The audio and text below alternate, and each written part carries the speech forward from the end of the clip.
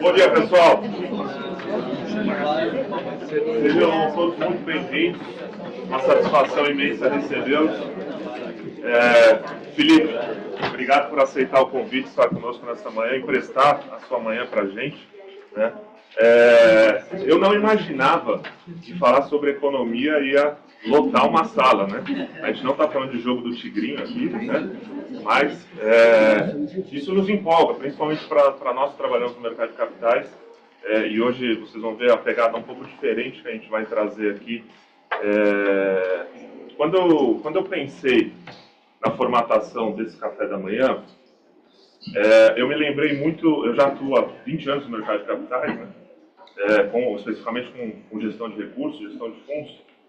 E eu me lembrei, lá no início, era muito comum quando a gente se deparava com um relatório, seja de sell side ou buy side, se abrir as primeiras páginas eram o quê? Projeção de PIB, projeção de inflação, projeção do Ibovespa, projeção do S&P, e era a projeção para o ano, e depois a página 2 era 2 e 3 anos, né? Hoje, isso há 20 anos atrás, né? Hoje em dia, falar de projeção de PIB, de inflação, já é difícil, às vezes, para o mês que vem, né? Hoje, um tweet é capaz de mudar a precificação da curva futura de juros, né, de queda, para eventualmente uma alta.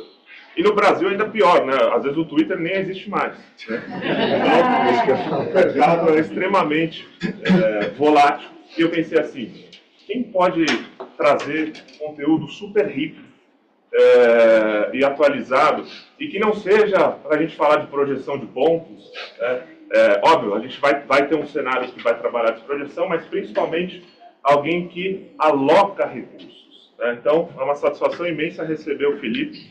Hoje ele é o CIO, então o chefe de investimentos da Bradesco Asset Management, a segunda maior gestora privada de ativos do país. Conheço o Felipe desde o tempo de Sul América, foi o CIO de Sul América também. Então, trazer o conteúdo que ele vai trazer aqui de uma forma onde ele não só precisa ter o opinamento, mas ele aloca o recurso, ele corre o risco. Então, a ideia que a gente vai trazer aqui é como um chefe de investimentos hoje está enxergando a temperatura do mercado global e principalmente o brasileiro para alocar o recurso. Isso vai ajudar a gente também na ponta como tomador de recurso. E aí, é hora agora de tomar recurso? Não é hora? É hora de eu expandir? É hora de eu fazer um M&A? É hora de eu ficar quieto? O que eu posso fazer agora de mais rico aqui, né? E aproveitar melhor o momento. Então, essa vai ser a essência aqui do dia de hoje. Antes de começar o evento, rapidamente, me apresentando, para quem não me conhece, sou Jorge Lozado, diretor de programa aqui do Finanças Estratégicas para C-Level e Conselheiros, atuo há 12 anos na Sampo, hoje cuidando especificamente desse programa, então um programa para executivos aqui, conselheiros e acionistas, não financistas, né? A gente tem alguns alunos aqui do programa em sala de aula. A essência aqui é você que cuida de operações, marketing, vendas, você que é o CEO, mas não domina hoje a gaveta de conhecimento financista, a gente vai te preparar para isso, tá? Para você ler, interpretar qualquer relatório, tomar as decisões com base no seu opinamento. Então, essa é a essência do programa. E aí, só estou dizendo isso porque dia 25 de setembro, agora, final desse mês, a gente estreia a turma 2 desse programa. A turma 1 começou em maio. Essa turma 2 ia acontecer só em fevereiro de 25, mas devido ao sucesso da turma 1, nós temos 35 alunos na turma 1, a gente antecipou o lançamento da turma 2 para 25 de setembro, e fevereiro vai ser só a turma 3, tá? Então, qualquer dúvida que vocês tenham com relação a esse programa, ou de repente conheçam alguém que possa fazer sentido, eu estou plenamente à disposição. Podem me acionar por aqui, podem me acionar no LinkedIn, vai ser um prazer conversar com vocês. E se alguém tiver uma dúvida hoje, quiser conversar com o Thiago também, que está ali de camisa azul, de pé no final da nossa sala, ele é o nosso braço aqui do departamento comercial, que também pode trazer toda a programação, um cronograma fechado e todos os detalhes do programa. E por fim, esse ano, nosso módulo internacional do programa de finanças, estamos indo para a China, Shanghai Business School. Então, anualmente, a Sampo faz esse módulos internacionais. Eu estava conversando com o Felipe, um pouco sobre isso agora há pouco. O Felipe esteve recentemente num curso para executivos no MIT.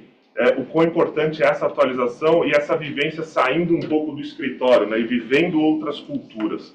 E aí aqui na São Paulo, a nossa base é justamente se aliar com as escolas de referência daquele respectivo país, e aí a gente vai ter aula dentro da escola, vai assistir palestras, vai visitar empresas. Então, esse é o módulo internacional. Você, aluno de qualquer programa High Impact aqui, tem o seu passaporte carimbado para ir para qualquer módulo internacional conosco, inclusive depois de formado. Tá? Então, sem delongas, Felipe, mais uma vez, o show é seu. A projeção de inflação, de PIB, eu não sei se a gente vai acertar, mas... Tomara que não. Se sintam seguros aqui. O Felipe, além de um profissional muito responsável e ali fiel aos bons hábitos e disciplinado, né? Faixa preta de jiu-jitsu, né? Esteve recentemente aqui no MIT, hoje CIO da Bradesco Asset Management. Eu sou faixa marrom de Muay Thai, então uma coisa eu posso garantir para vocês estão seguros aqui, eu acho. O vídeo eu não sei se a gente vai acertar, mas acho que vocês estão seguros. Tá? Qualquer problema aqui, né? A gente não vai ser problema para a gente. Então, brincadeiras à parte, Felipe, o show é seu. Seja bem-vindo a São Paulo. Obrigado. Obrigado pelo convite. Obrigado, pessoal, por estar aqui nessa manhã. É muito bacana estar aqui. Como o Jorge falou, em julho eu estava no MIT, também sendo aluno, e vou ser aluno para sempre, né, de redescobrir, depois de um certo tempo, como é bom aprender, como é bom conhecer pessoas novas, ver outras perspectivas. Então, realmente, é muito legal estar aqui, poder dividir um pouco o meu dia a dia. Eu espero que essa aqui é a linguagem lá da nossa equipe, a gente vai falar um pouquinho sobre isso. Espero que possa ser útil para a vida de vocês, para a empresa de vocês, para os negócios e para algumas reflexões, tá? Então, vamos lá. Só rapidinho, contando um pouco a história da Bradesco Asset, eu acho que o nome Bradesco todo mundo conhece como um banco.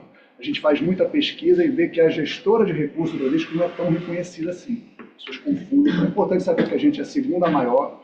Hoje a gente administra mais de 800 bilhões de reais de recursos de todos os tipos de clientes. Pessoas físicas, pensionistas, fundos de pensão, empresas, investidores estrangeiros. Então é uma responsabilidade muito grande e realmente com interesses muito diversos. Então, a nossa equipe tem que ser muito diversa para saber atender os públicos diversos e saber alocar os recursos também de forma bem diversificada. A gente tem, como eu falei, são mais de 200 profissionais, sendo 100 deles ligados à equipe de gestão, outros quase 120, parte toda comercial, de relacionamento. É importante dizer que a gente trabalha numa empresa que é o Bradesco, é conhecido como um grande banco do Brasil, mas ele também, muitas pessoas não sabem, agora a gente vai começar a falar cada vez mais, 30% dos dividendos do Bradesco vão para a Fundação Bradesco, que é o maior projeto social da América Latina. Cada vez mais a gente vai ouvir falar sobre isso e é muito importante saber que a gente trabalha com uma empresa que tem um propósito genuíno e essa história da Fundação Bradesco tem mais de 50 anos, é um impacto realmente muito relevante na educação do Brasil. Bom, vamos lá. Então eu vou falar aqui da forma que a gente, é o meu dia a dia. Tentei adaptar um pouco a conversa, mas a gente vai falar um pouco de como é o nosso dia a dia. Lá agora, reunião 8h30 da manhã, está pegando fogo, porque sempre tem milhões de coisas acontecendo, né? Mas vou tentar dar a visão de como é que a gente está olhando, vamos assim, de hoje até o final do ano, quais são as perspectivas que a gente está vendo, e principalmente esse ambiente que a gente vive no Brasil de bastante ansiedade, o mercado está bastante ansioso, a gente vai colocar um pouco as coisas no lugar e tentar ver se a gente consegue olhar, assim, além do horizonte um pouquinho, ver o que está tendo muito de ruído e o que tem de fato de fundamento. Sempre que a gente começa a fazer uma análise macroeconômica de mercado, a gente tem que contextualizar que o Brasil ainda é uma economia muito pequena no ambiente global. Vários números podem levar a gente para dizer que a gente pesa mais ou menos 1% no mercado financeiro global, 2% no máximo. Então, realmente, o ambiente internacional é muito relevante para saber como vai ser o ambiente no Brasil. Se os investidores estrangeiros ficarem com medo da China ou com medo do Japão, hoje a notícia é que ninguém, né, a história está lá tendo no Japão discussão, ou com medo da eleição americana, vai ter impacto no Brasil, porque o Brasil acaba sendo, né, uma parcela muito pequena desse fluxo. Então a gente tem que sempre olhar o que está acontecendo lá fora e ter, a gente entende, e trazendo a análise para dentro cada vez mais. Olhando lá fora, acho que tem notícias boas. Porque um dos componentes que mais atrapalhou o ambiente foi a alta de juros nos Estados Unidos, depois de um período de taxas de juros muito baixas, negativas, próximos de zero. Então teve uma grande alta de juros, o mercado deu uma sacudida, isso foi muito importante. Não estou nem falando de Covid, então, assim, os últimos 10 anos tiveram muitos choques, mas um desses, uma grande novidade, foi a grande alta de taxa de juros. E agora a gente está na véspera do início do ciclo de queda. O Banco Central americano já sinalizou que vai derrubar os juros. Isso é um impacto muito importante, porque os Estados Unidos estava atraindo muito capital, né? Não sei se quantos de vocês têm essa percepção de investimento em dólar. Muitas pessoas nos Estados Unidos deixavam dinheiro na conta, não investiam. O dinheiro investiam em empresa, compravam ações, mas o dinheiro na renda fixa rendia zero. Muitos, até hoje em dia, fazem isso. Porque não compensava. Não, vou aplicar num fundo para ganhar 0,2% ao ano. Não, deixa dinheiro na conta, é que está disponível, né? Começou a poder render 5%, 6% em dólar lá. Então, obviamente, e o mundo inteiro passou a ver isso, então isso teve uma sucção de capital para os Estados Unidos. Isso atrapalhou o nosso ambiente aqui dentro. Agora, com a queda de juros já precificada, o mercado antecipa, e agora comunicada, e a gente vai ver agora em setembro, vai acontecer uma coisa bizarra. O Banco Central americano derrubar o juro no mesmo dia que o Banco Central brasileiro sobe, pode acontecer isso. Mas a gente vai ver agora em setembro o Banco Central americano derrubar os juros. E mais do que isso, sinalizando que é um processo, né, que as coisas vão, de fato, entrar no eixo. A inflação vai deixar de ser um problema lá. Essa é uma grande notícia. Ela é antecipada, o mercado, claro, sempre está olhando muito para frente, vários economistas têm a sua opinião, mas é uma grande notícia, olhando o horizonte de médio prazo, olhando como a gente veio nos últimos 10 anos, 5 anos, 3 anos, devem ser os próximos 3 anos, esse ambiente que a gente está se avizinhando. Tem uma preocupação aqui que é importante. O mercado de trabalho americano não tem a rede de proteção que a gente tem por aqui, não tem seguro-desemprego. Então, o empresário sente a falta de demanda, ele corta. E quando ele faz isso, aquele trabalhador para de consumir e afeta o próximo empresário. Então, historicamente, toda vez que a taxa de desemprego americana começa a subir, ela acelera, ela tem um efeito. Então, a possibilidade de Estados Unidos entrar em recessão, a gente entende que é uma recessão branda, ela é elevada, porque se de fato a economia der uma desaquecida e começar a ter mais desemprego, ele dá uma acelerada rápida e vai dar uma sensação de um pouco de nervosismo da economia estar fora do equilíbrio. Qual que é o lado bom? Antigamente, quando a gente tinha uma crise, a gente viveu isso lá na Covid e outros ambientes que teve crise bancária, com um juro muito baixo, o Banco Central não tinha nenhum mecanismo para poder estimular a economia. Em geral, você estimula a economia baixando os juros. Como o juro agora está muito alto, se a economia lá ficar mais fraca do que está sendo imaginado, você tem as alavancas, né? A gente não tem muita alavanca fiscal, já falou um pouco, mas a alavanca monetária americana, isso é o Banco Central americano, pode derrubar os juros. Então, a nossa visão, a notícia que vem de fora dos Estados Unidos, até onde a gente consegue ver, não estamos falando de guerra, não estamos entrando na discussão se tem Trump, Kamala, esse tipo de coisa vai gerar ruído. Mas o pano de fundo que a gente entende relevante é que o juro está caindo, essa é uma boa notícia, mesmo que o mercado de trabalho fraqueje, eles têm como atuar. Aqui já vou entrar de uma vez no mercado brasileiro, tá? Não vou entrar em considerações muito grandes, porque a gente está achando. O Brasil está vivendo um momento, vocês devem estar percebendo, que é um ambiente que a gente teve uma alta de juros bem significativa para combater um ciclo inflacionário. E a gente foi bem sucedido. O lado bacana é que dessa vez o Brasil foi antecipado, ele antecipou o movimento, foi o primeiro banco central relevante a subir juros lá em 2022. Então a gente conseguiu também ser o primeiro banco central a derrubar os juros. O ciclo do Brasil foi antecipado. Só quando você sobe o juros, a gente subiu para 14%. A taxa de juro real no Brasil está acima de 6%. É o arroxo monetário acontecendo. A gente viu isso. E esse tem um efeito que é segurar a economia, segurar a demanda, para que a inflação possa se equilibrar, para que a oferta e demanda se equilibrem e que a inflação possa voltar para baixo. O que a gente está vivendo agora? A despeito dessa alta taxa de juros, que continua elevada, a gente já caiu os juros, mas ainda continua muito elevado, o juro real está acima de 6%, a economia está muito forte. O mercado de trabalho está cada vez mais forte. Os dados de PIB, vai sair dado hoje de PIB, a gente vai poder ver no segundo trimestre, vai ser forte para caramba. A confiança dos empresários está elevada. Então está acontecendo no Brasil uma coisa que a gente não está conseguindo explicar. Então hoje não sei dizer por que a economia brasileira está tão forte com tanto juro.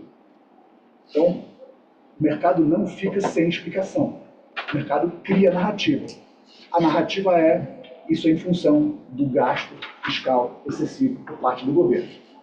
A gente sabe que no Brasil, e não é só no Brasil que a gente vai ver isso, de fato, houve uma polarização política e os campos políticos que ficaram prevalecentes, ambos são mais gastões, vamos chamar assim, ou menos equilibrados fiscais.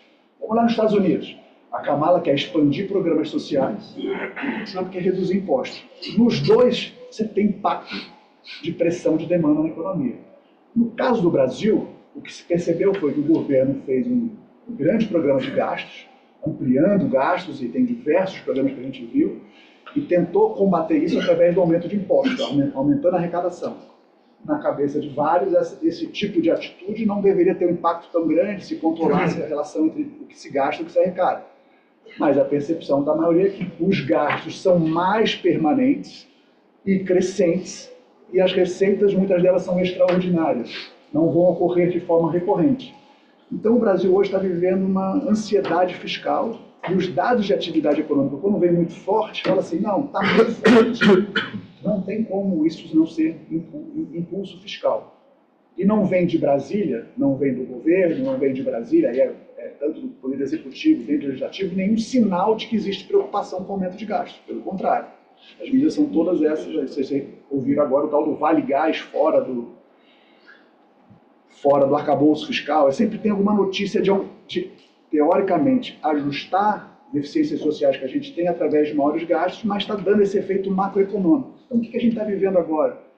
Uma realidade em que o mercado já precifica uma alta de juros. E vai acontecer um negócio, pode ser um negócio bizarro em setembro. Na próxima reunião do Copom, daqui a umas 2 semanas. Mesmo no dia que o Banco Central americano derruba 0,5% da taxa de juros, o Brasil sobe 0,5%. É um negócio estranho demais. A gente nunca imaginou que fosse acontecer isso. No meu cenário, quando o Banco Central americano começasse a cair os juros, talvez até o Banco Central brasileiro pudesse até cair um pouquinho mais. A situação está menos tensionada. Mas essa questão fiscal, ela está afetando muito. Então, como eu falei, corte de juros americano é favorável, a atividade econômica, a gente está tendo vê-la desacelerar um pouco, infelizmente. Hoje está tendo uma demanda maior do que a oferta, o mercado de trabalho está apertado, as sinalizações são de pressão inflacionária. E o problema é que a gente tem, não tem de Brasília as medidas que o mercado entende. Isso assim, a gente está tendo uma economia mais forte. A gente não está sabendo explicar, e não está sabendo explicar já tem alguns anos, tá? Porque a economia brasileira surpreende os analistas. Uma boa argumentação é de que a questão fiscal agora bateu. Tem gente falando, são as reformas que foram feitas lá atrás, a reforma trabalhista, a reforma da Previdência, enfim, o Brasil, dentro dos mercados emergentes, é o menos problemático. Mas hoje a narrativa é que a pressão em cima da inflação, em cima da atividade econômica, é que o governo está gastando muito. Então, em função disso, a política monetária precisa atuar, porque a inflação começou a sair da meta, está acelerando. As pessoas estão perdendo a confiança que a inflação vai voltar para baixo. Então, a gente trabalha com um juro no final elevado, indo lá para, subindo o patamar hoje de 10,5, indo para perto de 12. Uma notícia muito ruim, é um sinal realmente de retrocesso. A gente estava caminhando numa situação de maior equilíbrio. A gente chegou no início do ano a projetar que esse juro que está aqui projetado de 11,75 ia ser perto de 8,5. A inflação ali rodando perto de 3,5. E ainda assim seria um juro real super elevado.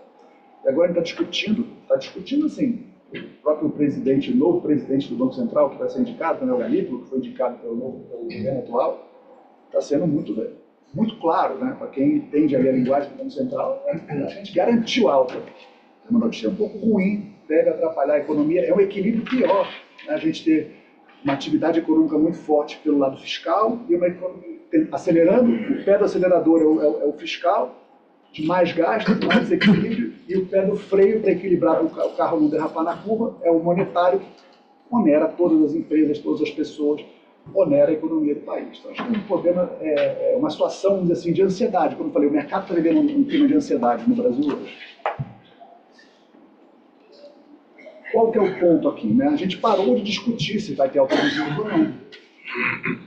A gente tinha até 2 meses atrás um grupo dos nossos economistas, não, o Brasil não vai subir o juro. O juro é muito elevado. O governo está gastando muito, mas a arrecadação foi forte, então o impulso fiscal não vai ser tão forte assim. O Banco Central americano vai derrubar os juros, então não precisa ter tanta alta de juros no Brasil. Hoje acabou essa discussão. Hoje é o tamanho da alta de juros. Então hoje a gente está discutindo, a gente passou a analisar quais foram as últimas altas de juros no Brasil, quais foram as características. Será que o passado dá para a gente alguma visão de como pode ser o futuro? Então, quando a gente olha as últimas altas aqui, tem vários ciclos que a gente colocou lá, o ciclo 2004, 2005, tem vários ciclos e agora esse é o ciclo atual, saindo de 10,5 para 12. Se a gente for ver o tamanho do ciclo, né, 1,5%, seria o menor ciclo que a gente viveu. Então, o que a gente está prevendo para esse movimento de hoje até o ano que vem é um ciclo pequeno. Todas as vezes que teve alta de juros no Brasil, elas foram muito mais pronunciadas. Por que a gente está tendo uma visão, vamos dizer, mais otimista, vamos chamar assim, desse ciclo, de ser um ciclo menor? Porque a gente já está partindo de um juro real muito elevado. Então a gente vai chegar rapidamente no juro real que foi no final, mas olha, o tamanho de juro real, gente, isso aqui é juros sobre a inflação. Inflação mais isso. É surreal. É um impacto, é o dobro da inflação, né? um freio na economia que está sendo dado através da política monetária, onerando todo mundo que é devedor, gerando resultados absurdos para quem é credor. Não vou nem entrar na questão de títulos isentos, não sei se vocês conhecem essa história da gente. A grande maioria dos nossos clientes private, mais, né, altas fortunas, praticamente investem em títulos isentos. Então ele nem paga imposto sobre isso aqui. E todas as pessoas mais pobres ou pessoas que investem naturalmente em CDBs ou fundos normais vão pagar imposto. E a maioria da nossa população vai ser onerada por isso. Mas enfim, essa é a situação do Brasil. É a minha realidade que a gente está vivendo agora, então essa é a notícia ruim. A história da inflação é aqui, olhando para esse lado aqui, a gente tem a inflação de bens, não está aparecendo? A inflação de bens e a inflação de serviço. Essa aqui é a inflação de serviço. Ela está tendo uma dificuldade muito grande de baixar, você vê que aqui no pico, ela está tendo dificuldade de baixar. O grande problema, o argumento de por que o Brasil tem que subir juros, é que a inflação de bens, que é aquela que é mais sensível a essa questão de oferta e demanda, ela voltou a acelerar. Ou seja, está tendo uma demanda maior que a oferta. Não era o combinado. O combinado é que a gente fosse estar vivendo esse gráfico está fazendo um pouco mais assim. Agora, a pergunta que fica para a gente, hoje a narrativa predominante é a questão fiscal. Tem certeza? Para o mercado mudar de opinião, basta um conjunto de dados, não é mais bem isso. Mas hoje a verdade, que a gente está vivendo na nossa mesa, como a gente está se posicionando, lá como está lutando, é que de fato a gente tem uma expansão fiscal muito grande, sem perspectiva de melhora. Então a alta de juros fica inevitável. A gente vai entrar então no processo de alta de juros, que é a nossa expectativa agora.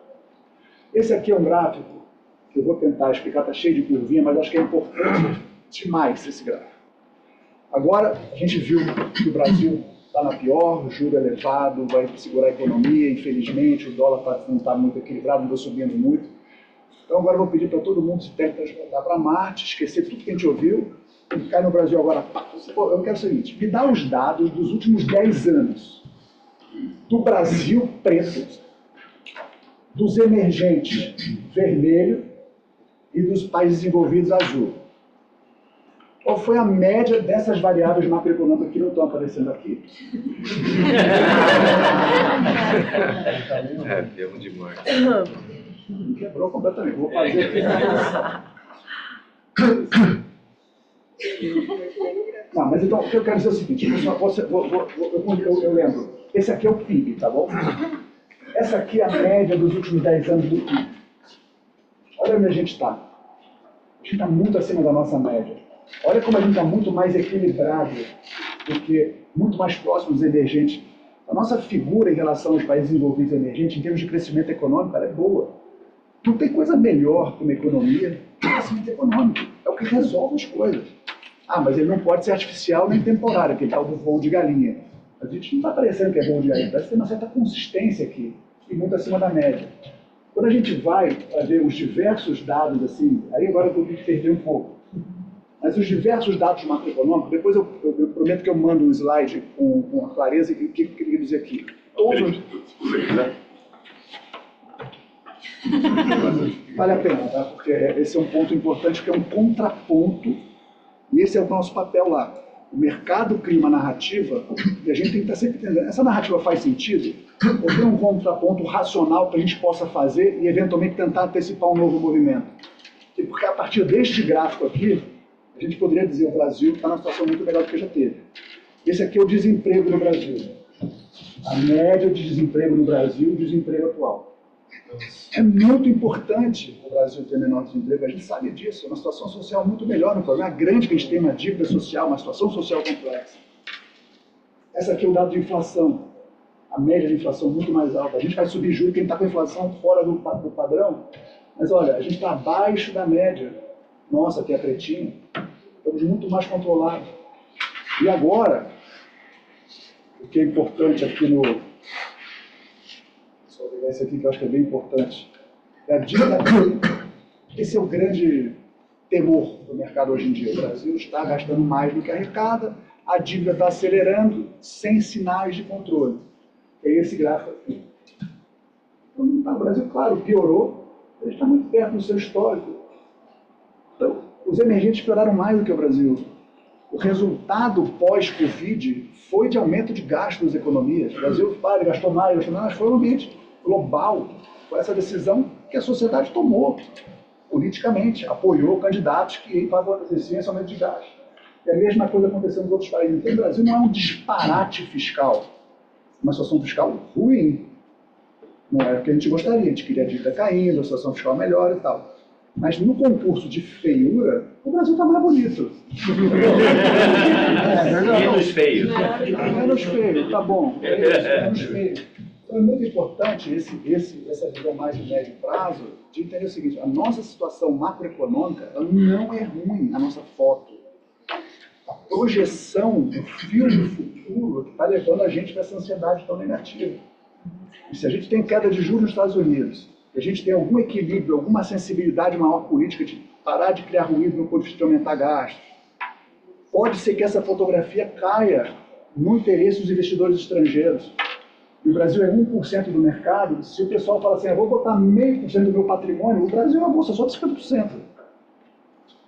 Assim, dá para ficar pessimista no Brasil? Os juros subindo, o real de 8, é horrível.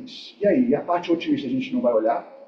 Então acho que é importante a gente ter essa visão de que no cenário político a gente pode ter notícias muito otimistas se a gente conseguir fazer alguns ajustes e essas variáveis passarem a ser a narrativa.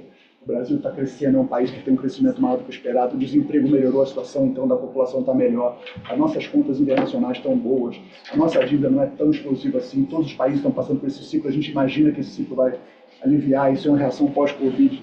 Dá para criar uma narrativa muito positiva aqui, entendeu? Então é um pouco esse contraponto que eu queria fazer, mas voltando para a realidade, a situação está complicada.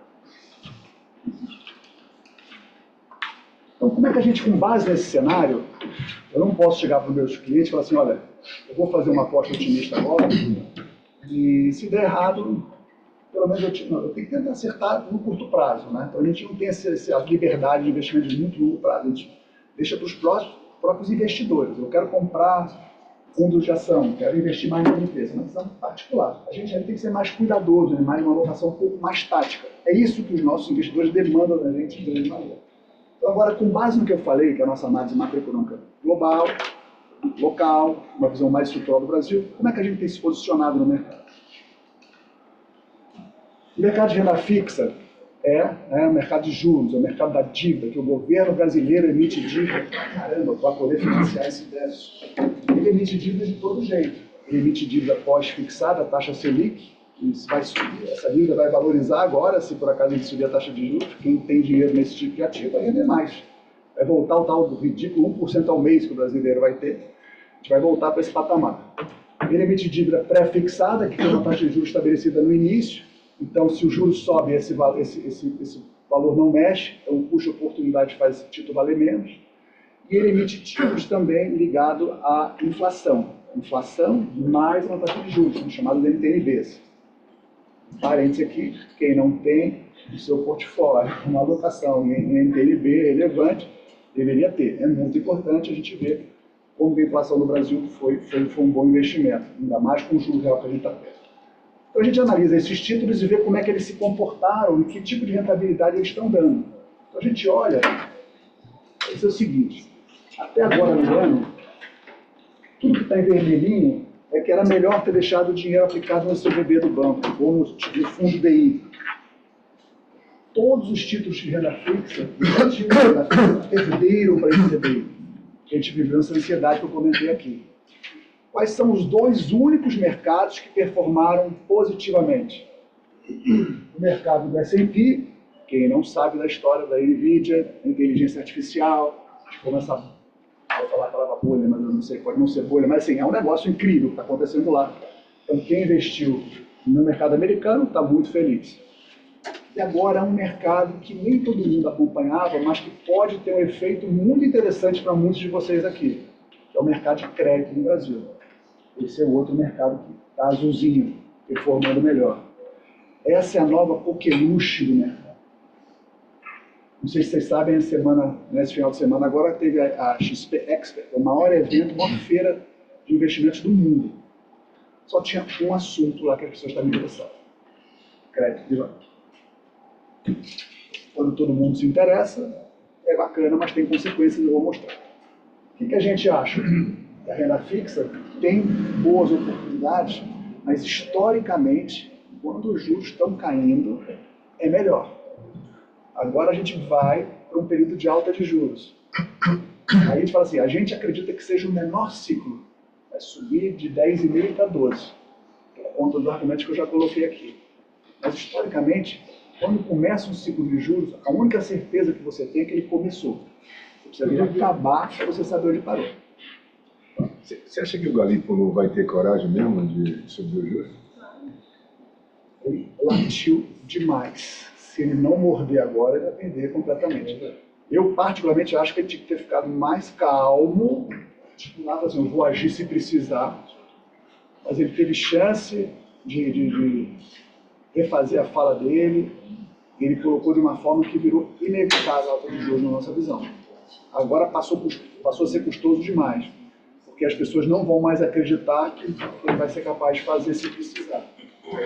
Então, infelizmente, parece que é inevitável. Claro, se os dados saírem maravilhosos, de inflação muito baixa, de alguma coisa de atividade, pode ser que ele ele precisa de alguma informação que a gente não tem hoje para não subir os juros. Com a informação que a gente tem hoje, com a inflação para cima e tudo mais, o mercado já precificando alto, porque ele falou. Para você ter uma ideia, o Roberto Campos, no evento da XP, tirou pressão do mercado. Falou, calma, não precisa subir tanto e tal. O Roberto Campos que aliviou. Então, ficar ali pro lado da boca, joga lá para cima. Vamos ver, vamos andar. A sabatina vai ser curiosa, né? Vai ser curiosa. Está sem data marcada, acho que vai gerar aí, não sei se vai ser antes ou depois da eleição, mas em função da data, pode ter uma repercussão grande. Vai ter repercussão. Poder isso. Mas agora a gente o Lula tem bateu tanto no Roberto por ter subido os juros, E agora o Galípolo ele coloca e ele já entra numa narrativa de subir os juros. Eu não entendo isso. Pode acontecer do Lula, então, não trazer o Galípolo em função disso, porque ele bateu demais no Roberto. Não, assim, eu acho que a nossa percepção, a informação que a gente tem, todos nós aqui, tanto na Bambi, é que o Galípolo está completamente avalizado pelo Lula e pela Dara. Vai subir juros. Mas assim, se você quiser entrar numa discussão interessante, fala assim, por que o Galípolo está tendo que subir os juros? Para ganhar credibilidade. Subir juros é ruim. Fala, Lula, pensou em colocar uma pessoa lá que tem credibilidade, que não precisa subir juros? Por que não fez isso? Bota uma pessoa que tem credibilidade. Por que vai botar o Galípolo, que é uma pessoa percebida como não tão crível no ponto de vista de combate à inflação, embora seja uma pessoa inteligente, articulada e tudo mais? É uma discussão ruim. A gente está indo para um equilíbrio pior. O equilíbrio não é esse, no meu entender. Está com juros de 6,5% de juro real. Para que você subir o juro? O problema não é a falta de juro. É outra coisa. A gente tem um problema, não é o juro. A gente vai seguir pelo caminho de mais arroz, né, fazendo um pé no acelerador, outro no freio. Você equilibra os dois, alivia os dois. Mas isso seria uma medida populista, né? Porque aí você não dá o remédio amargo. do fiscal? Né? Se você subir os juros, você acaba dando um alívio, mas você é uma atitude populista, porque o remédio amargo seria cortar o gasto. Eu sei, mas e aí que está o problema. Qual que é o lado mais negativo dessa história da alta de juros? E por isso que o negócio, quando saiu o negócio do Vale Gás, o mercado sofreu. Ele dá o arroxo monetário com que objetivo? De segurar a demanda, de tirar o aquecimento, de aumentar o desemprego. Não há dúvida que é esse o objetivo, não tem outra. Aí o governo fala assim, não, se você vai subir o juro, eu vou fazer um programa social a mais aqui. Tem um combate do governo. Você acha que tem surpresa se vier esse combate social, do outro lado, o centrão, o governo e tal? Então a gente tem esse equilíbrio, isso que não dá para ficar muito otimista no curto prazo, porque precisa ver as atitudes. O Banco Central diz que não é dele, né? O Banco Central ele tem a narrativa de que não é ele que está subindo. Apesar de ser governo. Só uma dúvida, considerando essa polarização.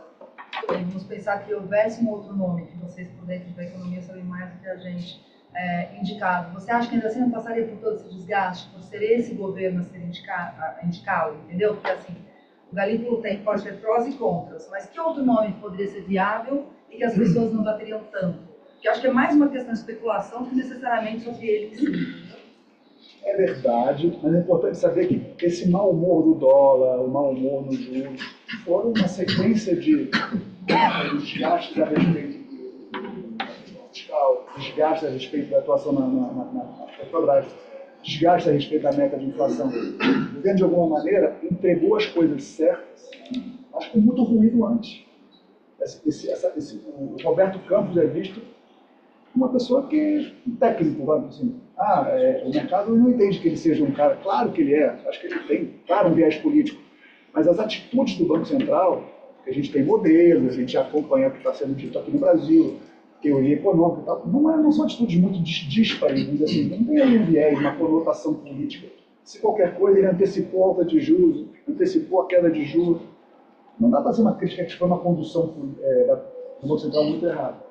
Quando o Lula entrou batendo forte, assim, ele não acredita nisso.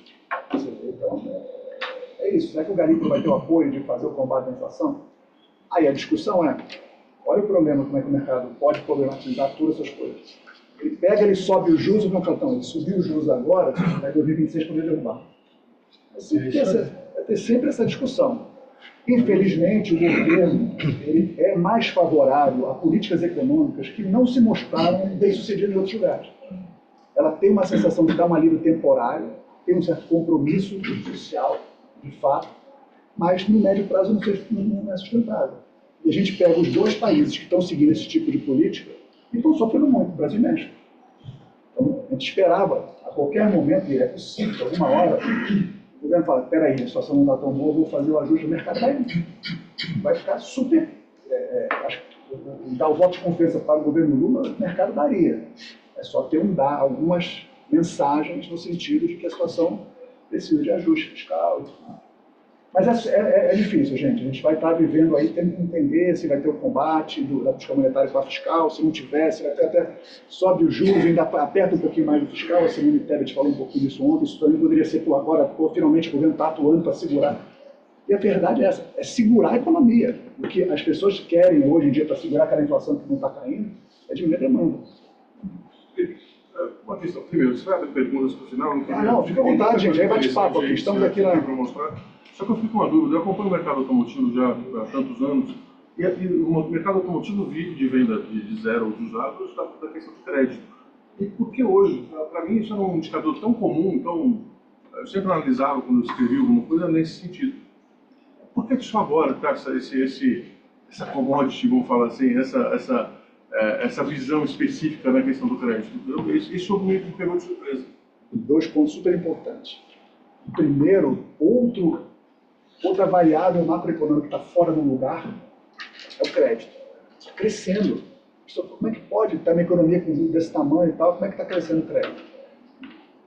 Mas o que aconteceu aqui? Essa é a fotografia de 2024. Você pega 2023, tudo é igual. Tudo vermelho para lá e tal. Pega 2022, parecido também. Alta de juros. O mercado de crédito no Brasil vem performando uma característica Você lembra que teve o evento Americanas, né, que abriu os spreads de crédito? Então, ficou tudo rendendo CDI mais 2, mais 3, mais 4. Desde então, ficou super circunscrito àquela empresa. Depois a Light, depois outras coisas pequenas. De uma maneira geral, as empresas não estão tendo problema. Pelo contrário, a situação das empresas, das principais emissoras, está muito positiva ainda.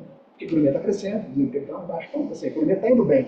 Portanto, as empresas, as grandes empresas estão indo muito bem, em geral. Aquelas que acessam o mercado de capitais para emitir debênture e tudo mais. Então, o mercado de lá para cá teve essa redução desse spread de crédito. Quando esses papéis são emitidos por 5 anos, 7 anos, quando você tem uma redução do spread de crédito num dia, ele reflete nesse prazo todo e a valor presente é um ganho de capital. Então, você teve um mercado de crédito que performou bem, só com experiência positiva para o investidor. Não sei quantos de vocês acompanham os fundos, é 120, 130, 150 do CDI, sem volatilidade. Todo mês aquela conta, você pega o spread de crédito, você vê só. Contra os outros mercados, Bovespa e renda fixa e outros mercados, com uma volatilidade incrível e rendendo 60 do CDI. Então o investidor falou assim, eu não tenho alternativa. É muito dominante, eu vou para uma classe de ativo que rende mais sem volatilidade, ou vou ficar na classe de ativo que rende menos com volta. Então foi isso que aconteceu, essa migração absurda que está acontecendo no mercado. É gigantesco o fluxo que está acontecendo, no nosso caso ali, estamos falando de quase 150 bilhões de reais no nosso capital que migrou de classe de ativos para crédito. E tem um ponto, né, Felipe, se você me permite, nós investidores, você vai vendo a cota do fundo de crédito privado performando positivamente, aí o seu amigo, o seu vizinho vai e aplica também, e o outro aplica também. É o que o Felipe precisa fazer lá no dia a dia, comprar mais crédito privado. Aí o prêmio vai fechando e trazendo uma rentabilidade positiva. Então, você vai alimentando, né, e o mercado se tornou desse tamanho muito por conta disso. Vamos falar de crédito. É exatamente isso. Bom, também não está. Eu estou com probleminha de. O que vocês deveriam estar vendo aqui é o spread de crédito fazendo isso aqui, ó. Não pensar alto aqui, não. Tá? Então, eu mando para vocês a apresentação, né? A gente divide a apresentação, é muito importante aqui. Tem muito a ver, isso aqui acho que pode ter impacto na vida, né, do profissional de vocês, das empresas, de todos vocês. O spread deu uma alta, está na mínima histórica agora. Então, prêmio, a gente chama, o spread de crédito está na mínima para as empresas de mais alto nível, né, de melhor qualidade de crédito. Tanto nos títulos que são contra o CDI quanto são contra o IPCA. Então, o que isso quer dizer? A demanda é muito maior do que a oferta, o mercado muito demandante desses títulos, fez com que esses spreads fechassem muito e gerassem ganhos nos fundos e mais gente foi aplicando esse mecanismo e segue. Na hora que o pessoal não, agora a renda fixa é boa, o que vai começar? Alta de juros, não vou mais para crédito.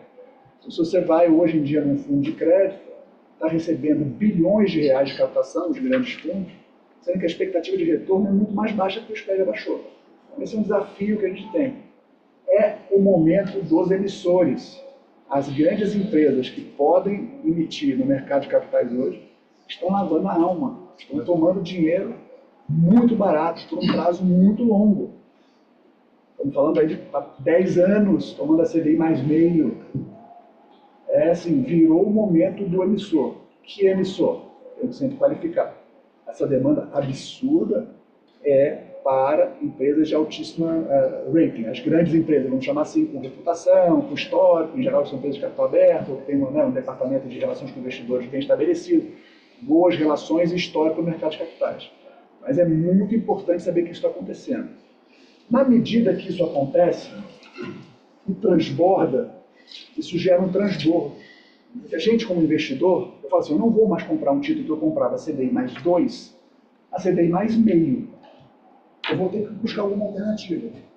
Então agora o mercado de capitais está crescendo demais no que a gente chama de crédito estruturado. E geralmente são através de FDICs. Então também agora, para os emissores, para as pessoas que querem captar, entrou uma nova estrutura que está fora do sistema financeiro tradicional. Não é mais com o gerente de banco que a pessoa que quer captar tem que falar. É agora com o gestor do FDIC.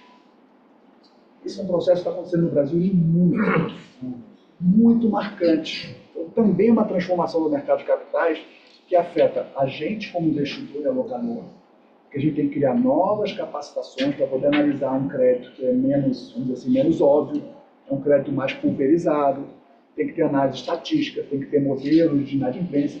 Eu analisar a emissão de uma Vale do Rio Doce ou de uma Selig, já fazemos isso há 20 anos, a gente já sabe qual a relação ali. Agora, para um FDIC, tem FDIC de FGTS, FDIC disso, FDIC de montadora, FDIC de Petrobras. Aí começa, a complexidade aumentou muito, mas ao mesmo tempo a oportunidade aumentou também. Tanto do ponto de vista de alocador, do ponto de vista de investidor e principalmente dos tomadores.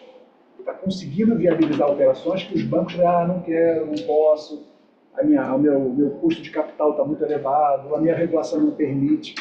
Os FDICs, você faz um acordo, se tem comprador naquele preço, está feito o acordo, não tem regulação para dizer se pode ou se não pode, é um acordo de duas partes, essas coisas funcionarem.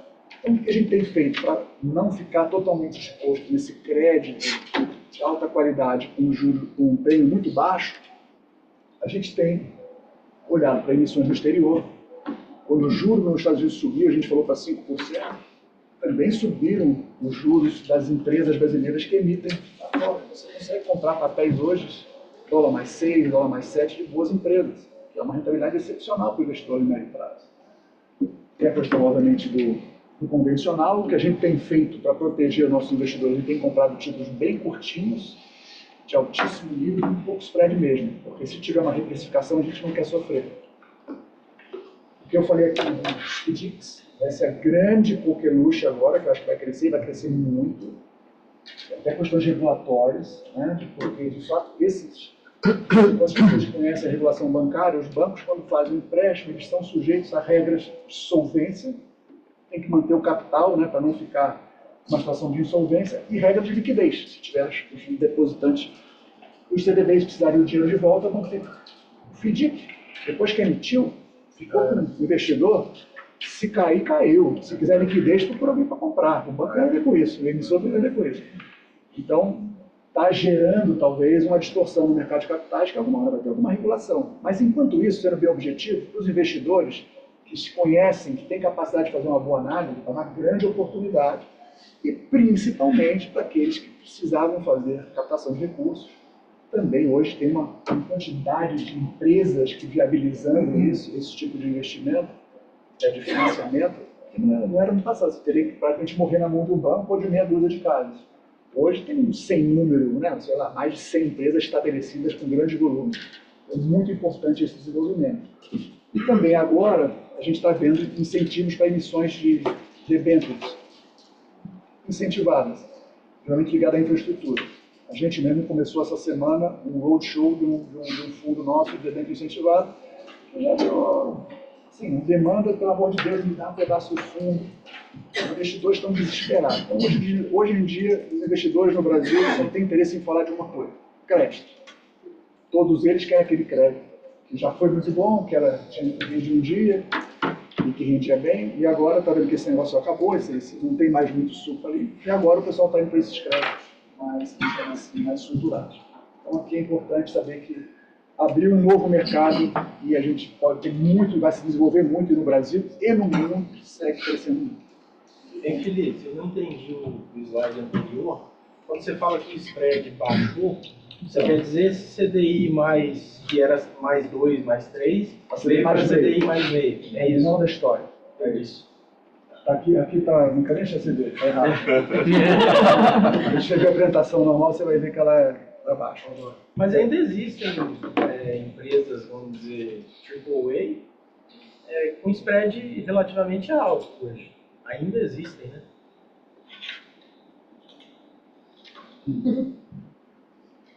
Que faço o nome. Não, estou brincando. Não tem. A demanda é muito alta oferta. É um desespero para você comprar papel hoje. Mas isso nós estamos falando que lapso de tempo? Estamos falando desse ano. Lembra que no início do ano passado teve evento... Um monte. CDI mais 3, CDI mais 2. Feito ano passado, mas... Não tem. Mercado secundário ou mercado primário, se elas tiverem uma nova emissão hoje, ou se você quiser comprar de alguém que tem já o papel, É nessa base bem abaixo de 1. Então, no caso, quem tem uma marcação ao mercado para vender no secundário com ágio. Com ágio, exatamente isso. Então, o cara que comprou atrás está muito bem, se quiser realizar tem esse ganho, por isso que a experiência é tão boa, ou vai levar até o oferecimento com uma rentabilidade que ele não tem no mercado hoje. Então, a alternativa é muito boa. O dinheiro novo, do papel novo, é isso, 10 anos, uma empresa CCR emitiu aí, 60, 10 anos. Certo, acho que esse efeito, você tinha falado um pouco do contexto internacional também, de que dessa explosão do crédito também, não só aqui. Mas eu acho que aqui o impulsionador foi em função do efeito Americanas, de ter saído, de ter aumentado muito o risco, os bancos ficarem com menos apetite a risco e acabarem as empresas buscando outras alternativas? Assim, claramente está tendo uma desbancarização do crédito indo para o mercado de capitais. É um ciclo que já vinha acontecendo. O evento americano, acho que é um componente importante, sim. É um conjunto da obra, sim. Acho que os bancos estão com vontade, sim, de comprar crédito, eu sei bem. É que às vezes não tem, a competição está muito grande, porque está tendo a migração das outras classes de ativos, então na hora que o banco iria fazer aquela operação de crédito tradicional, ele está competindo com um gestor de fundo como a gente. Eu falo, o banco falou que o dinheiro você recebeu mais 2, eu falo, eu recebei mais 1,80. Ele perdeu também no preço. Acabou de sair a divulgação do PIB aqui, isso deve estar próximo do que você espera aí. 1,4% no segundo trimestre, está 3,3% em um ano. Acho que é uma notícia boa. É isso. Crescimento bem forte. Isso deveria ser uma virtude da nossa economia. Mas o cenário que a gente está vendo hoje, o pessoal está jogando isso na conta do desequilíbrio. Como pode o PIB estar tão forte e o juro real tão alto? É sinal de que o fiscal está desequilibrado. Essa narrativa que eu gostaria que a gente conseguisse desarmar. E está na mão do governo para desarmar. Não, vamos aproveitar. Porque PIB forte, assim, não existe nenhuma crise financeira na história com PIB forte. Não tem. É a solução dos problemas. Agora, não pode ser um PIB forte, artificial, ou desequilibrado. Esse é o grande problema. Hoje a narrativa, a impressão, a realidade quase, é de que é um PIB desequilibrado, nesse sentido, porque tem um custo fiscal muito grande. Respeitando, foi. Mas aí o pessoal fala que tem o agro, que tem a siderurgia, que tem alguns mercados que estão muito bons e tem outros mercados que estão bem ruins. E ao mesmo tempo depende do sentido que você olha na economia. Porque se você pegar a parte de projeto, por exemplo, que é uma parte que eu tenho mais contato, a Nestlé tirou todos os investimentos do país e a Petrobras parou todos os projetos de refinaria, por exemplo, agora. E aquela coisa específica. Então, se você olha para o agro, se olha para o aço, se olha para o que exporta, que o dólar está alto, você olha para um cenário. Se, dependendo de onde você olha, é outro cenário. Pode pegar só o geral. Concordo, com certeza. A gente vê isso sim, tem setores claramente que se favorecem mais, mas no somatório, Sim. é desemprego mais baixo em geral. Todos os dados de serviço, que tem uma sensibilidade muito grande à renda da população, muito forte, e os dados agregados, aqueles muito puxados para o agro, a exportação, sem dúvida nenhuma. E é óbvio que o papel desse juro alto é machucar mesmo. Vai subir o juro para machucar a economia. Tem setores que são mais resilientes, outros que vão sentir mesmo, infelizmente. Porque a percepção é que a situação não está em equilíbrio, né? Então a gente precisa estar bastante atento e criticar isso, mas é verdade. São setores que... A gente, quando fala da parte de ações, por exemplo, a gente tem uma certa preferência por setores ligados ao mercado local, porque a gente fala que alguma hora um mercado de ações antecipa 1, 2 anos. Se você olhar para o mercado agora, não vou comprar nada, tá bom? Esse juro subir, tá tudo ruim, vários setores sofrendo, vai subir o juro, vai subir a marca. A gente fala assim, é muito provável que esse ambiente, aquilo que eu não sei, aquele gráfico que eu queria apresentar para vocês, que está tudo melhor do que a gente imaginava, né, o marciano chegando no Brasil, isso pode prevalecer e ser muito bom para o mercado local. Então, assim, o que a gente olha no mercado de ações, né, que a gente multiplica um pouco mais, também é outro mercado completamente abandonado pelos investidores. Resgates foram gigantescos nesses fundos, muito mais volume de pessoas operando criptomoedas do que operando no mercado de ações. E agora, muito mais pessoas operando em bet do que no mercado de ações. Né? E assim, felizmente o mercado também não performou a contento e tudo mais. Né? Mas aqui no Brasil, hoje a gente olha, a gente vê o crescimento saudável, a gente está falando disso. As empresas que têm acesso, as empresas líderes, tem um pouco também da maldade econômica que tem. A maldade econômica é concentradora. Né? Esse ambiente de desequilíbrio econômico, que a política econômica atual a gente está vivendo, ela favorece as empresas. As empresas grandes sofrem, mas sofrem menos que as menores. Elas acabam ganhando mercado em função disso, elas são mais resilientes. Né? E o fato que as empresas na Bolsa são empresas também bem consolidadas, os lucros têm crescido, a respeito do que a gente viu. A gente vem mais do que isso, a gente vem fazendo revisão positiva de lucro. Também é muito importante para o mercado. A gente projeta que o lucro do ano que vem vai ser maior, 20% maior. Descendente todo conturbado que a gente falou. E olhando para as empresas de bolsa, que são as empresas líderes, que têm acesso ao mercado de capitais, menos alavancagem. Isso é a situação financeira mais favorável, que ajudou com esse fechamento de juros. E agora estão podendo se refinanciar 10 anos a juros, praticamente pagando zero sobre o CDI, mais força para ainda para elas. E as pequenas, as menores que estão ali, que poderiam ser aquelas, né, que poderiam vir desafiar e trazer novas tecnologias, vão ter muito mais dificuldade. É concentradora, atrasa o país. Eu ia falar aqui, por exemplo, a gente está captando, a gente está tendo o melhor ano de captação na Bradesco Asset. A Bradesco Asset, a gente tenta ser o máximo inovador que a gente pode, mas eu diria que a impressão média é a gente é uma empresa mais inovadora, tá? Do ponto de vista porque tem muita tradição, tem muito cliente não quer muita inovação. Então, empresas como a nossa estão se favorecendo desse ambiente. Então, o ambiente já teve muito mais empresas gestoras menores, né, no mercado, e hoje em dia estão diminuindo porque é um ambiente econômico que favorece essa concentração. Nós falamos de múltiplos, né, vocês devem acompanhar na aula de finanças, aí, né, a precificação dos ativos no Brasil segue barata, por motivos de volatilidade econômica, e o retorno do dividendo muito alto, comparado historicamente. Então a gente fala assim, o Brasil parece barato, né? Quando a gente olha historicamente, né, não tem muita... E a parte de alocação, com nossos clientes não tem nada, não tem conversa de ações. Não tem nada de ações. Agora a Bolsa subiu em 6, 7% no mês passado, o pessoal, talvez, né, e agora é hora de vender. Ninguém pegou essa alta, ninguém quer comprar ação, ninguém quer comprar crédito. E quando o juro for para 12%, né, que a gente está projetando, e for vender tal de 1% ao mês, para que também? Eu vou argumentar com o investidor, para quê? É correr risco, podendo ter retorno sem risco? É uma tristeza, mas o nosso papel é falar, olha, a Bolsa não está projetando cenário do mês, nem no final do ano. É de 2 anos para frente. O investidor tem que olhar lá para frente e falar assim, e aí, será que o Brasil vai dar certo ou vai dar errado? Se der errado, está fora. Se tiver chance dessas variáveis de crescimento ser sustentável no governo, encontrar um equilíbrio fiscal melhor e a gente voltar a ter um ambiente internacional de tudo mais baixo, a Bolsa pode subir muito. Bolsa aqui ou Bolsa lá fora? É uma questão assim, humano. Isso. Essa aqui, a história é maravilhosa. Eu vou sair daqui e ter um almoço com o pessoal de data center, se vocês, quem mexe com esse tipo de coisa. Assim, o crescimento da tecnologia, da inteligência artificial e tal, é um negócio sem fim. E lá a Bolsa lá fora está super concentrada nisso.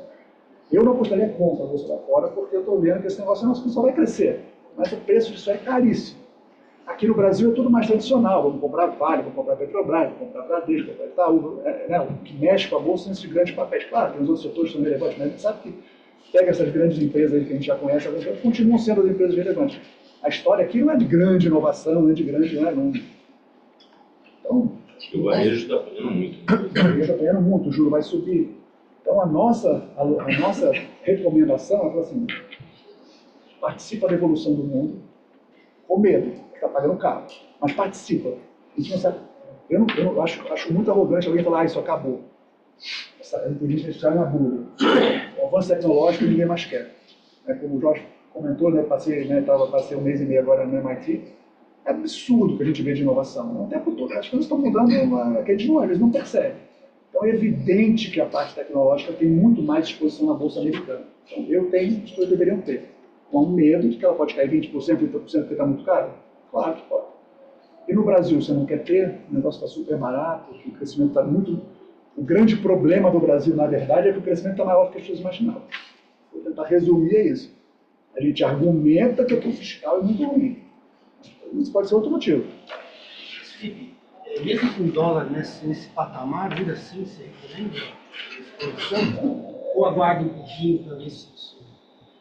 Então, é a questão da diversificação, né? A percepção, a gente acabou não falando de dólar aqui, de forma objetiva, mas a gente tem vários modelos que a gente roda para o dólar justo. Né? E hoje o dólar justo é mais perto de 5 do que perto de 6, com as nossas percepções de variável. Então, esse 5,60 que a gente está vendo, você pode chamar de nervosismo. Isso é um bom argumento. Se eu aposto que o nervosismo vai desanuviar, vale a pena esperar. A sua análise política... Eleição lá e eleição cá, né? Entendeu? Aí a questão da gente poder ficar discutindo o que a gente acha se vai diminuir ou não. Tem a ver com a atenção. Isso é do ponto de vista de curto prazo. Do ponto de vista de médio prazo, de novo, olha a preocupação que o pessoal está tendo no juros lá que eu comentei. Se o desemprego lá começa, ele acelera. Poxa, os caras não têm rede de proteção, mas os caras ajustam rápido. O que a gente viu é isso. Se a demanda diminuiu, vai mandar embora. É ruim, é fácil falar, porque está todo mundo empregado, está todo mundo classe média, todo mundo vivendo bem. Mas, do ponto de vista econômico macro, o cara resolve e volta. Então, a economia ela é resiliente. Não ter exposição a uma economia que é resiliente, as políticas econômicas são alinhadas com histórias de sucesso, que as empresas, inovação, está sempre muito presente, o esforço de inovação é muito grande, eu acho arriscado não ter. Então, se eu tenho 5%, deveria passar para 20% agora? Talvez não seja a hora, mas tenho 0%, não deveria ter? Deveria ter. Vamos botar primeiro um pouco do ponto de partida. Mas olhando o portfólio ideal, não ter investimento no mercado americano, eu acho que é um certo risco. Porque a gente está bastante vendo que as coisas estão mudando. Esse negócio de data center que a gente está vendo, eu vou ter essa reunião agora no almoço, só para fechar. Os clientes são Microsoft, Facebook, Google, Amazon, já são gigantes, estão mais gigantes. Assim, as empresas estão botando data center em Paulínia, botando data center em Barueri. Para servir quem? Não é para servir a Magalu, que também está com pouco. É para servir essas grandes. Então elas continuam dominantes demais para poder apostar contra, mesmo que o preço seja muito elevado. Desculpa.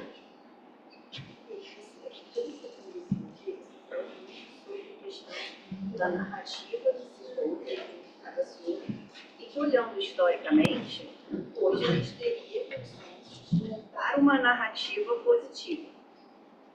O que impede que isso se coloque dessa forma no mercado, né? É uma questão de esperar o momento certo para ter uma história bonita do governo no momento das eleições, ou é, de fato, a questão de que existe um desequilíbrio e aí o governo não se sente confortável de assumir essa narrativa? Enfim, quais são os fatores que influenciam no momento de jogar essa narrativa, entendeu?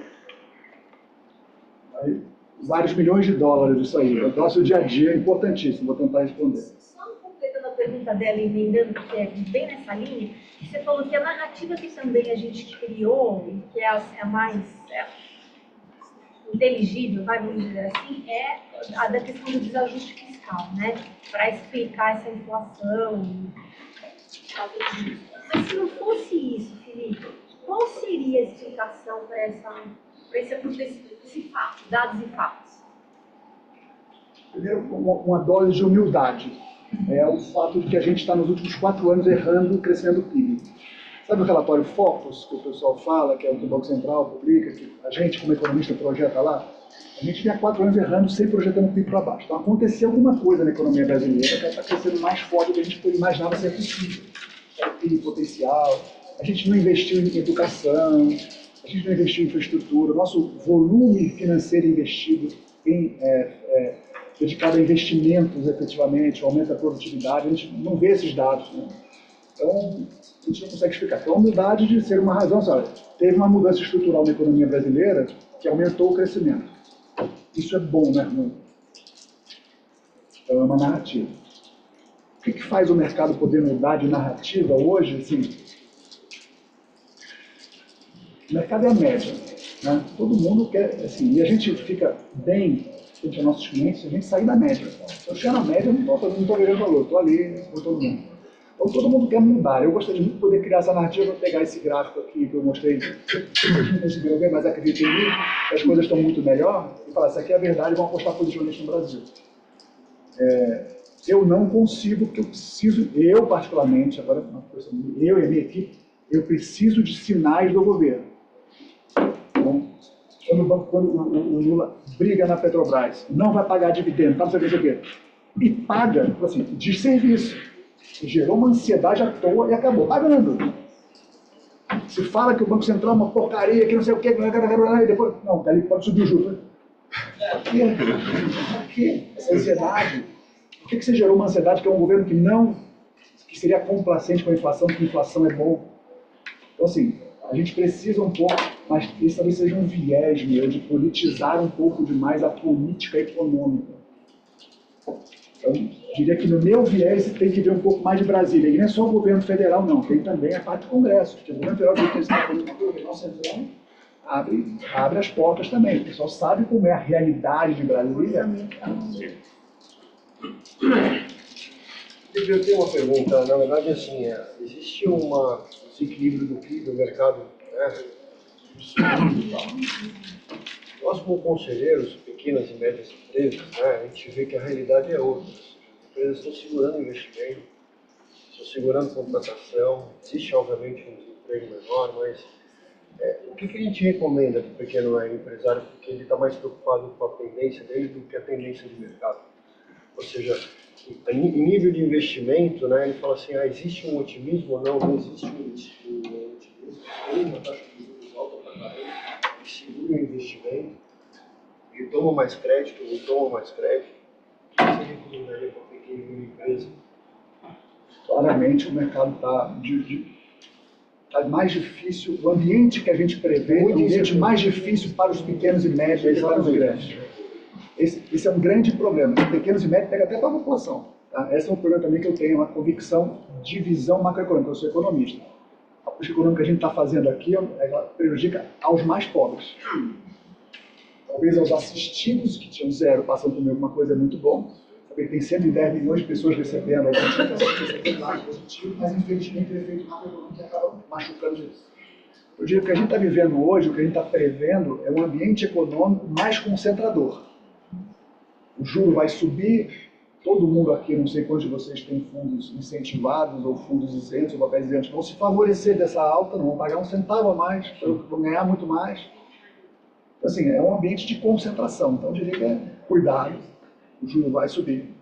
Cuidado, o objetivo da política econômica agora é reduzir a atividade econômica, que vai pegar naqueles mais fracos. As empresas fortes estão resilientes, estão tendo apoio do mercado de capitais, estão tendo nível de endividamento mais controlado. É um ambiente difícil, que pode, de alguma hora, mudar a narrativa e a gente pegar que o nosso desemprego está baixo, que o nosso equilíbrio econômico está melhor, as nossas principais variáveis. Não tem hoje a gente fala assim, o câmbio está fora de lugar.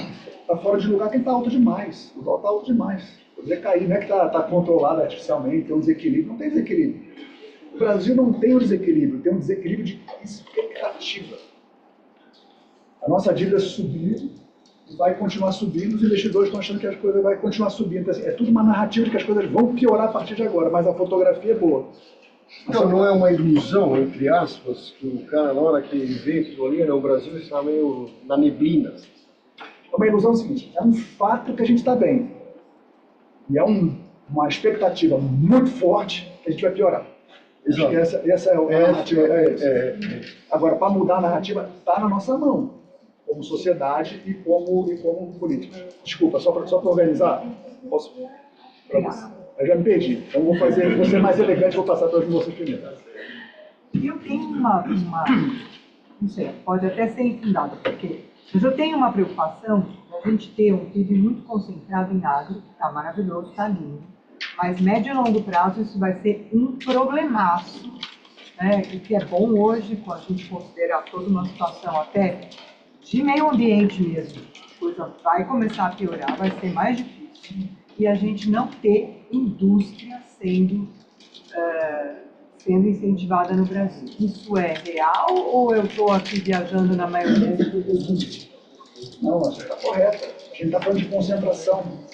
A gente está tendo um cenário que se materializa com esse viés mais negativo, ele vai aumentar a concentração e a dependência desses setores, porque aí se tiver mais incerteza, ela sobe. aquele agro que não deveria ser tão viável assim vai se expandir cada vez mais, e os setores que poderiam estar desenvolvendo aqui o mercado interno, o varejo, a nossa capacidade de investir em novas tecnologias, das pequenas e médias empresas. A inovação vem das pequenas e médias, eu não tenho dúvida. As grandes têm capacidade de fazer, mas tem uma certa limitação, por N motivos, são muito grandes, já estão com o mercado estabelecido. Esse é o ambiente que a gente está vivendo, que ele é inovador, inibidor de inovação. Trabalhando com startup, ninguém quer investir. Exato. Ninguém quer investir em startup. É isso. Vai ter aquela ideia de uma empresa que pode fazer uma transformação muito grande. Aí você vai para o mercado americano e, assim, dinheiro para todo lado, porque pode ser que essa seja a grande transformação, porque vai ser transformado, o ambiente de mercado vai ser transformado. Então, se a gente não conseguir ter você e as suas empresas que você trabalha mais motivadas, é mais um motivo de concentração, menos empresas menores que vão se desenvolver. A gente tem esse desafio estrutural, sim, mas a gente tem uma base que a gente, talvez assim, não estou muito tempo no mercado, a gente está vivendo uma base de largada de equilíbrio econômico, de PIB, desemprego, contas externas, que ela é boa. Ela tem a capacidade de conseguir pegar os sinais que de fato a narrativa pode ser diferente, a gente pode ter um cenário melhor.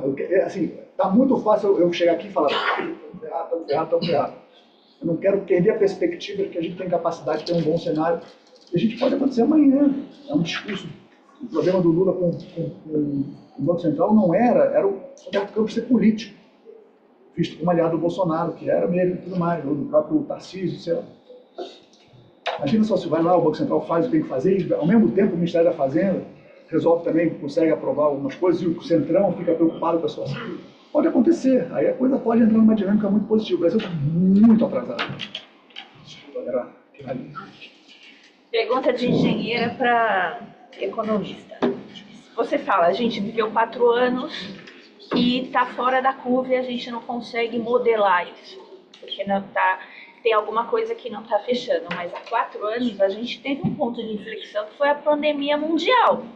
Então, isso coloca em xeque todo o histórico, porque o que vai acontecer depois do que aconteceu é uma grande incógnita. Então, assim, eu faço essa pergunta sempre, quando o mercado não foi ocioso? Sempre foi. O mercado vive e se alimenta de narrativas. É um mercado de risco. Eu vou plantar, eu venho do agro, né? Eu venho da indústria de alimentos, então assim, a posição de commodity à frente sempre é um risco. E sempre ganha quem está mais apurado.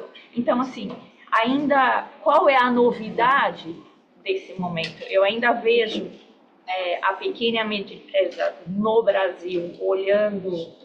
Eu fui uma pequena empresária, então assim, olhando aonde a gente vai buscar dinheiro para realizar o sonho, para colocar o dinheiro na produção, ou eu deixo o dinheiro no financeiro, né? E esse é o dilema. E na hora que a coisa pega, o que sustenta, principalmente no alimento e no agro, é o pequeno e o médio negócio. Quando eu vejo a Nestlé vai parar de investir, porque tem lugar que está dando mais. E a gente é o resto do mundo, sim, né? Então, esse olhar macro que vem da economia, o que eu posso dizer para os meus clientes? Sim, ou aonde vai buscar o dinheiro? Eu estou vindo do Oriente Médio que está dando um pulo, vai para a sustentabilidade, eles estão nadando do dinheiro do petróleo, está todo um contexto de petróleo. Eu vou botar no agro no meio do deserto? Não, eu vou investir em empresas de sustentabilidade, eles estão procurando aonde colocar esse dinheiro. Por que não falar com isso? Né? Trazer esse dinheiro para um produtivo, mas não para um produtivo que a gente está acostumado de base, de agro, de exportação de grão. Trazer um produtivo com uma outra roupagem. Seria uma narrativa legal para trazer dinheiro. E a gente tem uma bandeira aí ecológica. A gente tem autoridade para falar isso. Né? E eu não estou falando de responsabilidade de rede social, não, estou falando de trazer alguma coisa robusta mesmo. Eu não vejo gente falando de uma maneira robusta sobre isso. Mas voltando para esse meu almoço de data center, essas grandes empresas, Google da vida e Microsoft e Amazon, estão investindo em data center no Brasil por conta da energia renovável, porque a base dela de energia que está financiando a estrutura, ela não é renovável. Então o Brasil tem vantagens enormes no campo alimentar, no campo ambiental, enfim, no campo social. De construir essa narrativa, sim. É um outro ponto importante que a gente conseguiria construir. Aliás, quando existia logo na virada da eleição um otimismo, porque o pessoal entendia, não, o Lula é pragmático, vai fazer a política econômica, ele vai abraçar esse investimento que não pode mais fazer na China, não pode mais fazer na Rússia, não pode mais fazer no mercado emergente, e vai vir para cá com tudo. Mas, infelizmente, a vida ela sempre tem... Quando você vai almoçar lá no data center, manda colocar os data centers. Eu vou deixar sem se organizar, para não ficar também aqui, tá? Flávio, desculpa. Não, quando você vai almoçar com o pessoal do data center, fala para eles colocarem os data centers no Nordeste, porque lá tem energia renovável, barata e estão colocando os data centers aqui no Sul. O problema do Nordeste é a falta de transmissão.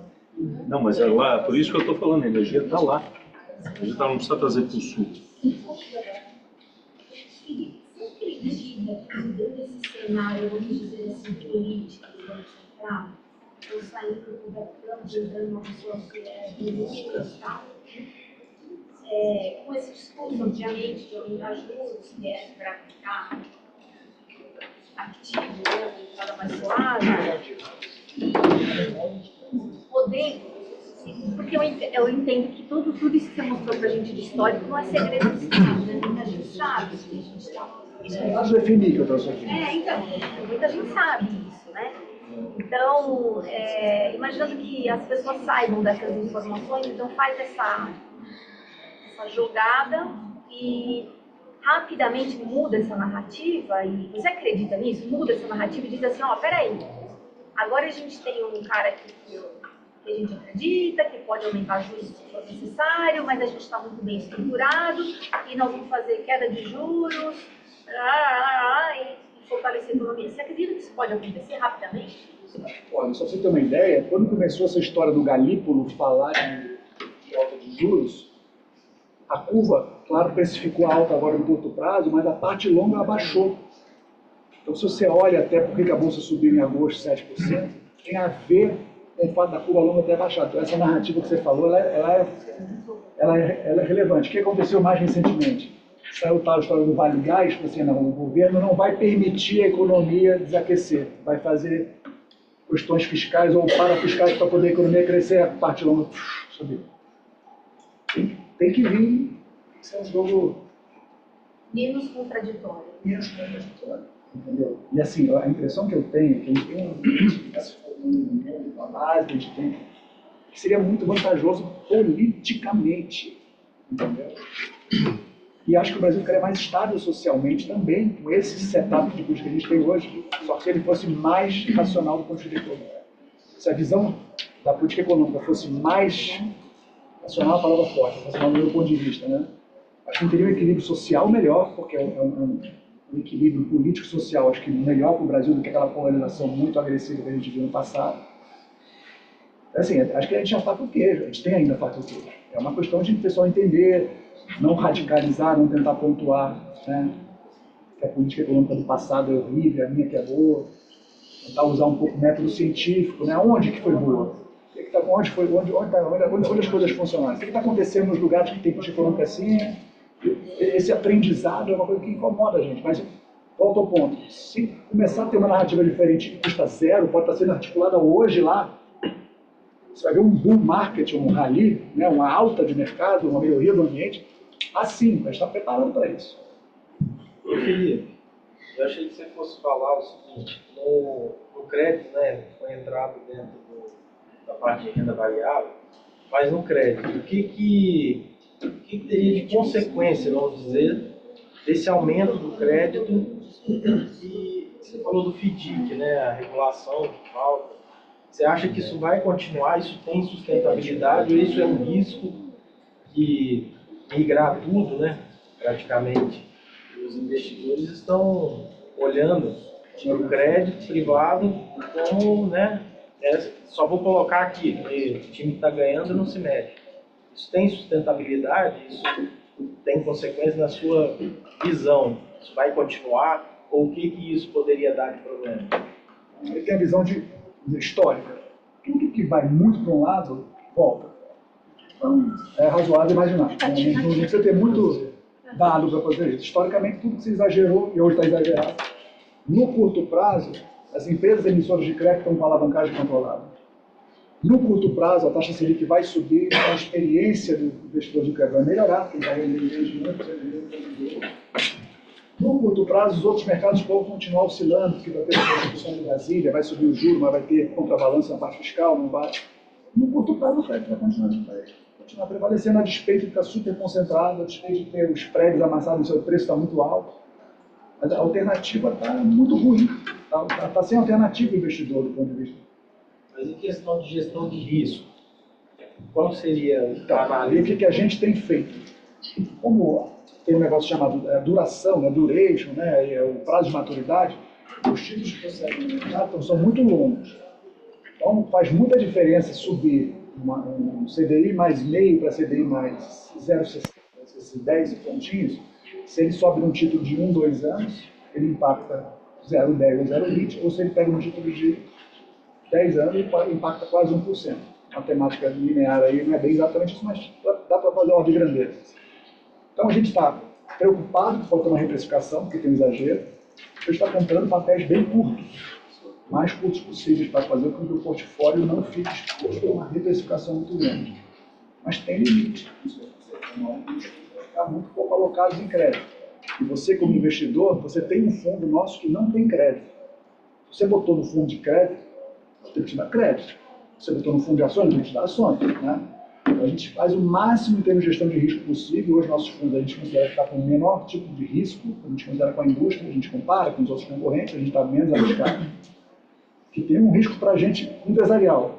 Porque se o crédito não der problema, os outros fundos vão render mais. Nosso comercial fala assim, estou passando dinheiro lá para aquele fundo lá que está rendendo mais. Mas a gente está gerenciando dessa forma, preocupado com isso que você falou, nesse excesso. Historicamente, sempre as coisas voltam. Deixa eu só passar aqui. Pode-se... Posso?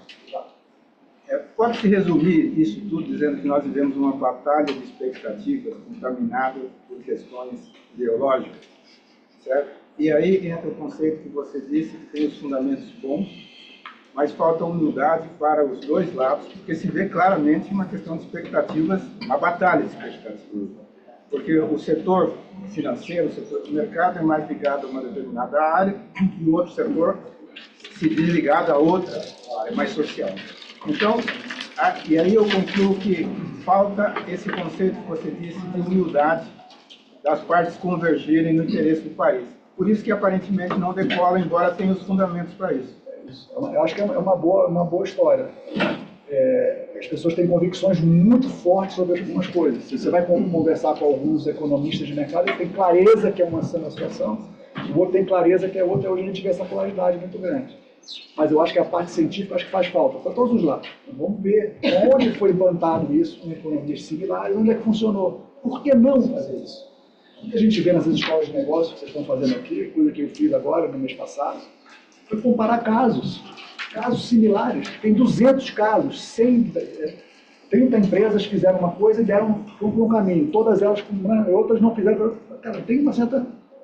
As coisas mudam, mas tem certa evidência. Eu acho que hoje, do ponto de vista do mercado, da narrativa de mercado, é que a política econômica que a gente está fazendo hoje, ela não gerou bom resultado em nenhum outro lugar. De médio prazo. No curto prazo, desculpa, eu acho que eu não tenho nem a sensibilidade para saber o que você não tem nada para comer hoje e você ganhar um dinheiro para comer. Então, o mercado é insensível a isso. Eu até me coloco nesse negócio. Não, vamos cuidar do macroeconômico, deixa que o social vai ser um efeito secundário positivo. Então, tem que ter o equilíbrio que você falou. Tem que ter gente focada que tem uma situação social muito agravada hoje. Mas se a gente não cuidar do econômico de forma sustentada, o social nunca vai deixar de ser grave. A gente vai sempre tentar resolver um negócio que não está tendo solução porque está tendo um problema. O juro alto vai matar a sociedade, o pessoal mais pobre. Mais uma questão que incomoda particularmente, a questão do boom imobiliário que tem no Brasil hoje. Na cidade de São Paulo, a quantidade de imóveis, vai ter consumidor para tudo isso? Bom, aí o que a gente está vivendo? Eu sou carioca, lutei, até minha esposa está aqui comigo. A gente lutou para ficar no Rio, porque a gente podia e tal. Vai concentrar nas grandes empresas e vai concentrar na grande metrópole. Infelizmente é isso. A vida fora daqui é muito dura. Para cada uma oportunidade, né, que tem no ambiente fora de São Paulo, tem 10 em São Paulo. Então, infelizmente, eu acho que vai ter, né, vai ver uma cidade hiperpopulosa, super concentrada, super densa, porque se a gente continuar na mesma toada... Mas você não vê obra de infraestrutura para suportar esse nível de crescimento. Vídeo que a gente vê, né, apagão, vias de trânsito absurdo. Então, assim, você... Até quando vai isso? Nessa linha do que ele falou. Porque você só vê subir para cima, né? Quer dizer, é impressionante o que está subindo de preço. Mas a gente está vendo uma demanda maior, sim, no mercado imobiliário. Desculpa, tia, acabei de dizer. Na verdade, você acredita que a chave de tudo é investimento em inovação? É um componente importantíssimo. Se as empresas, se o pequeno empresário hoje não investir em inovação, está perdendo. Por que a gente aprende, um dos principais aprendizados que eu tive lá, agora, é que as coisas não serão como estão hoje. Elas têm a modificação. Nesse exato momento, tem gente inteligente demais, capital demais, tentando fazer a coisa diferente. Estava conversando com o Jorge de manhã cedo, ouvi um corte do Ike Batista. Quem é o Ike Batista? Mas, enfim, ele dizendo que ele conseguiu lá fazer uma operação com caminhão elétrico que custa 1/20 do preço do caminhão a diesel, para poder movimentar o porto dele lá. São transformações, se for realidade dele mesmo, são transformações que fazem que os processos sejam modificados de forma muito agressiva, que a gente está vendo hoje em dia. As coisas não é que são na margem, ficou 5% melhor, as coisas são completamente transformadas. Então, as empresas menores são aquelas que têm menos... Né, imagina, a gente é um banco grande, agora eu vou parar de oferecer, não vai ter mais agência nesse solo. Não, acabou o banco. Mas um banco novo, tipo no Nubank, eu vou montar um banco e não vou ter agência. Então, tem que vir das empresas novas essas transformações, e olha o impacto que teve, né? O Nubank hoje vale mais que o Itaú. Passou de passagem o Bradesco, vale mais que o Itaú. Não carregar o legado. O que o Bradesco tem da parte de ajudar uma startup de inovação? A gente tem muito legal, a gente tem uma chamada InovaBra. É um braço de inovação que é muito ativo. Tem um fundo de private equity, um fundo de venture capital, investe em empresas. Então fica aqui na Augusta, um ambiente de várias empresas. Angélica. É isso. É muito legal. Só um comentário. Eu conheci o InovaBra muito antes de conhecer o Cubo. Só que eu acho que o marketing do Cubo é muito mais forte que o InovaBra. O InovaBra é muito menos conhecido que o Cubo. E eu fui lá e fiquei encantado, cara. Não, o Bradesco tem essa característica de não fazer o automarketing de forma tão... Tanto que essa história da fundação, não sei quantos vocês conhecem, o maior projeto social da América Latina, um dos maiores do mundo, em educação, há 70 anos, em todo o estado do Brasil. Tem escola que os pais falam com os filhos por rádio, demora 2 dias para o filho chegar em casa, internar. Nossa, impressionante. Alguém sabia que 30% do lucro do Bradesco vai para a Fundação Bradesco? Falei, isso aí mudaria a relação das pessoas com o banco, né? Já que é só mais um banco do mercado financeiro, né, que só faz esse lucro, porque o lucro dele vai, né, assim, volta à comunicação. Uma das minhas startups, ela fica incubada no InovaBra. Eu sou prestadora de serviços há 20 anos no Bradesco. E lá dentro é uma empresa que, quando a gente observa de pertinho a fundação, é muito bacana estar na Cidade de Deus, porque as crianças vão andando por lá em meio à rotina de trabalho, mas conhecer o trabalho da fundação é algo muito disruptivo. Eu sou uma pequena e média empresária, foi duro ouvir tua pergunta daí da ponta. É difícil. É muito difícil olhar para um cenário macroeconômico e a nossa questão hoje não é debater lucratividade, mas é fluxo de caixa. Como é que eu paro de pé? Como é que eu garanto minhas despesas pagas, pelo menos até o final de um ano fiscal? Tá? Entre tantos outros debates aqui, mas que não é o fórum aqui da nossa conversa, é a dependência, muitas vezes, de um investimento qualificado mesmo, ou de um grande player de mercado que ajude a gente a caminhar sem ser dependente dele, né? Eu levei 4 anos para deixar de ser dependente do meu principal cliente, que era o Bradesco. E é um risco, apesar de ser uma alegria por muito tempo. Mas falando da fundação em si, quem não assistiu, assistam o Eli Horn da Cirela, foi amigo do Amador Aguiar.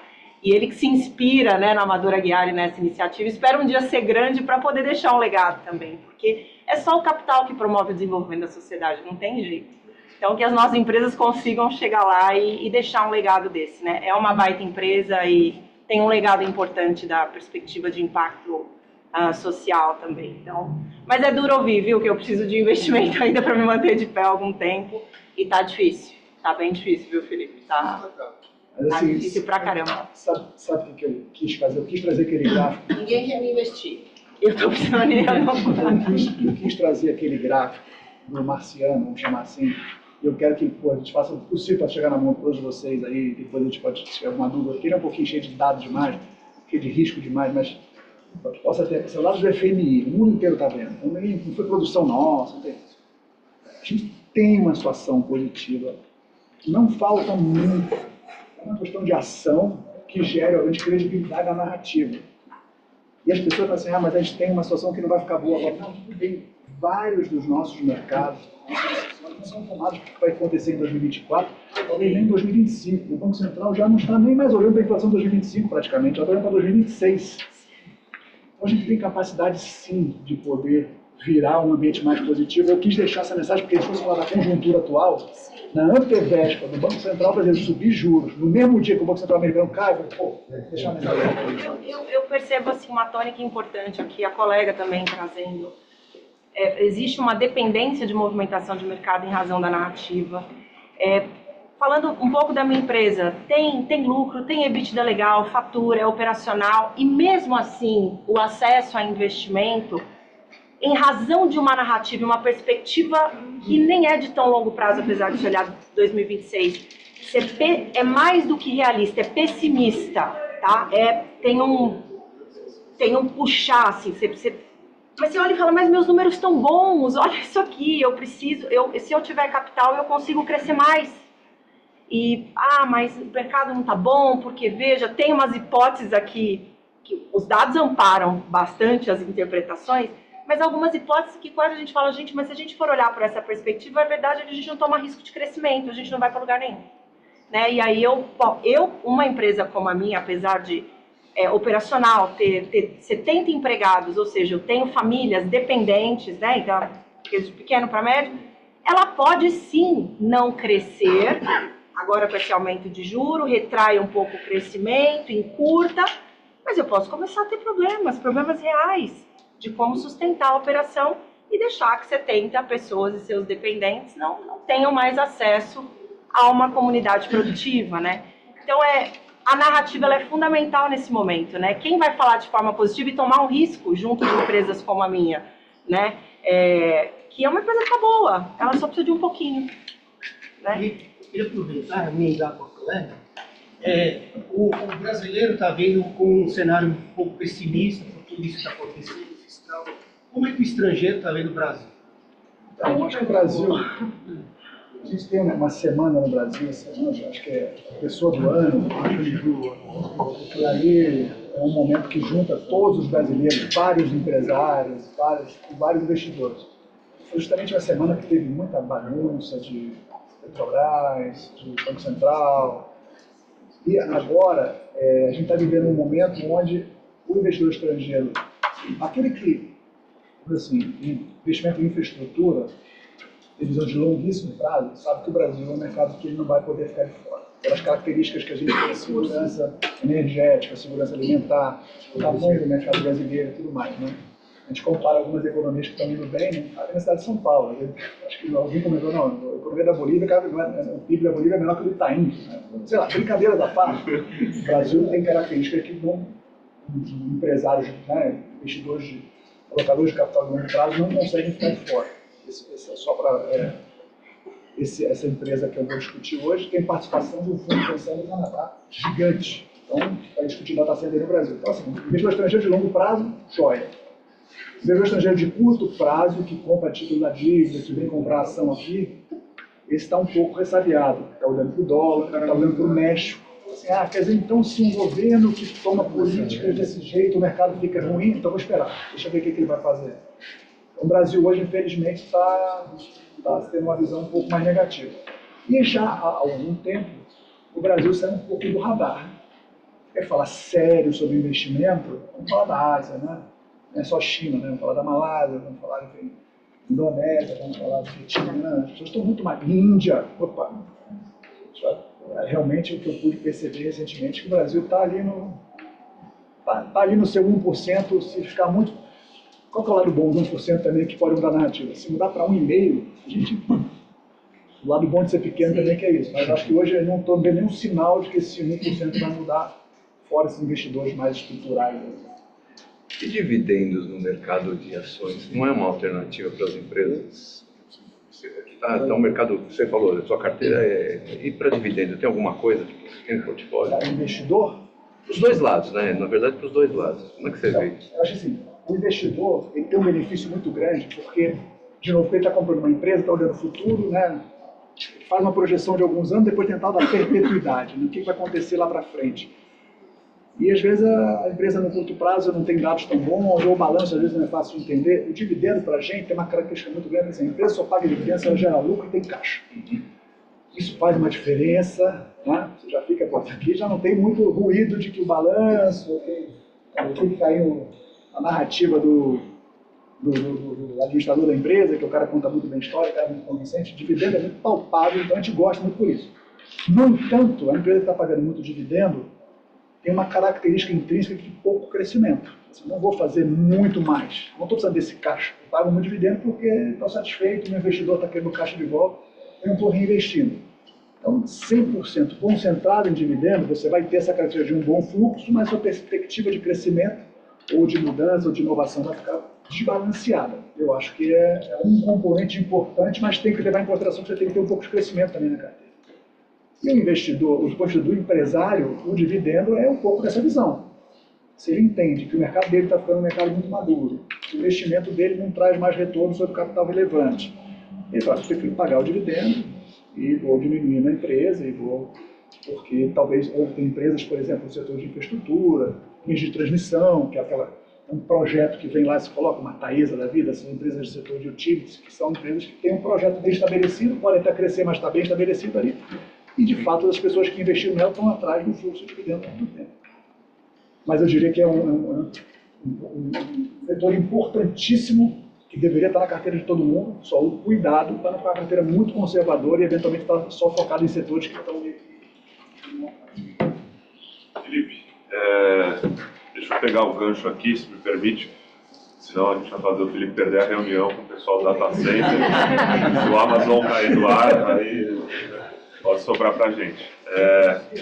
Que aula que você deu hoje, obrigado mesmo.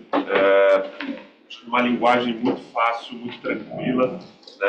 Para mim foi uma grande satisfação te ouvir e passou tão rápido esse tempo que nós estivemos juntos aqui. Então, eu te deixo a palavra se você quer fazer alguma palavra ou consideração final, fique à vontade, mas quero já te agradecer imensamente aí pelo presente que você nos deu.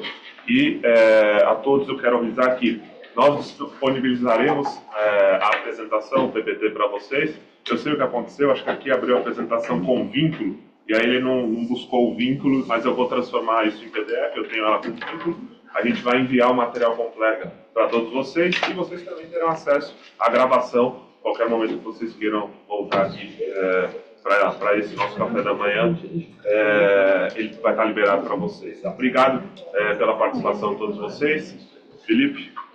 Obrigado pelo convite, Sampone, promover esse evento, mas principalmente obrigado a vocês aqui que estão interessados nesse assunto, que nem sempre é um assunto muito legal, ainda mais que a gente tem notícias mistas e tal, mas mais uma vez muito obrigado, é um prazer estar aqui, é um prazer estar num ambiente como esse, hoje em dia podem contar comigo e obviamente tendo meus contatos aí, LinkedIn e tal, qualquer troca de ideia ou alguma coisa que ficou faltando aqui, uma conversa que vocês queiram estender, alguma